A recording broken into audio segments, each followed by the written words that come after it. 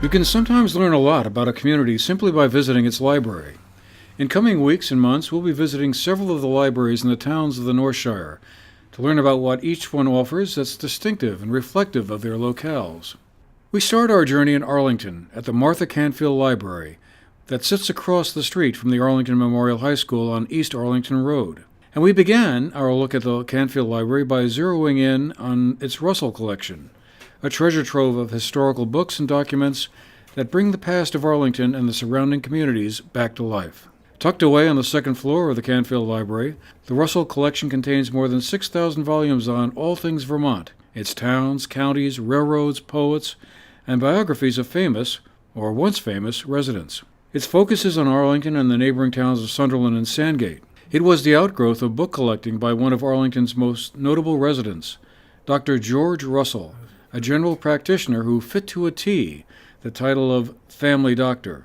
In fact, that's the title of a famous illustration made by Norman Rockwell of him. He lived and worked out of his home at the corner of Main Street and East Arlington Road for more than 50 years, until his death in 1968. The archivist of the Canfield Library, Bill Buddy, took us on a tour and showed us some of the highlights. The original library collection, these three shelves contained what was originally put together in 1803 and then added to over the years. The corporation sold shares, so whoever paid for a share actually had a legal interest in the company. And we have the signatures of the first members from 1803.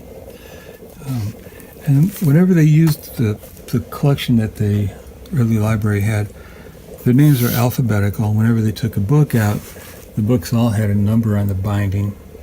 The number was written down when they took it out in December.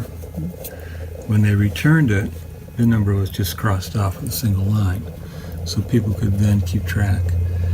Interestingly, being a subscription library, they owned the shares legally, so they could pass them on in their wills or deed them to someone else that may have wanted a share and bought a share.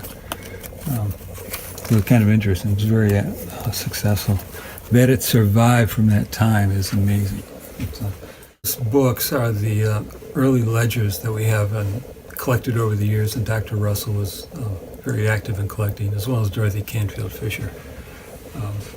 Oldest come from Connecticut when people moved to Vermont from Connecticut, usually around Milford, Connecticut. The ledger books that we get into have pretty much business ledger books, stores. They sell an item, they record what it is and what the price on that was. I'm struck by how much rum was sold over the years. When Russell first donated his book collection, it was housed at the Arlington Community House, where the Canfield Library was located at the time. The library moved to its present quarters in 1996. And the collection is a living, growing thing. Anyone who thinks they may have something, a book, a document, or an artifact, is welcome to bring it in for a look over. We'll accept many materials, and if it's not appropriate for us, we'll find another place that it may be more appropriate for. We collect obituaries, and we occasionally have people sending obituaries in, so it's really helpful if they live out of town when that happens, because we don't have those other state obituary notices. Also,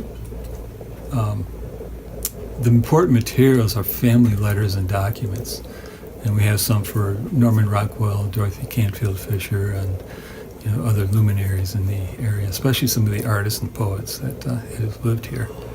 They're very interesting in terms of you start to see how the community builds with letters going between people and people stopping in for dinner, and that makes it kind of a more personal artist community in this sense. We're not finished in Arlington yet.